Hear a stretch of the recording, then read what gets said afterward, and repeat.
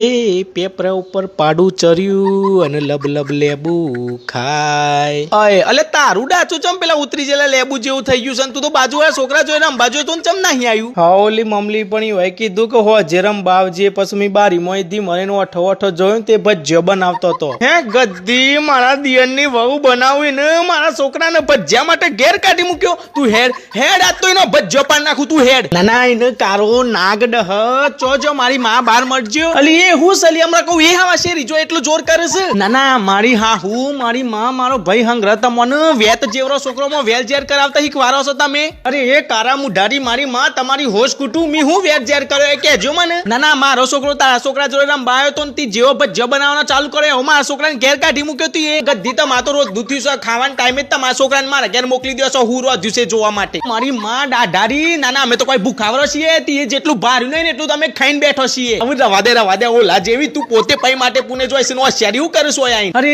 મારા ધણીની વહુ હોશિયારી તો તું કરું છું મારી માં અને કરું છું પેલી કાજલીને બધ્યોને ભેગી અને કહું છું કે મારા છોકરાને બિચારાને એક ભજ્જુ ના આલ્યું તી. મારી ઈચ્છા મારા ભજ્જુ આલવું ના આલવું એ. હા મારી માં તારી ઈચ્છા ને મારો ડોહો રાખત અને ગદ્દી તું જો 5 કિલો લોટનો ભજ્જો બનાવશું આખી સોસાયટીમાં ઘેર ઘેર વેચું પણ ભજ્જોની મમરી હુદી તારા ઘેર ના આવવા દઉં. તું જો હા હરી ભજ્જોની ડાચી મારી માં તું કોઈને એઠું પોણી પોય એવી નહીં. તું હું ભજ્જો વેચી હા હરી લાલ ચોચારી ભજ્યા ચોર.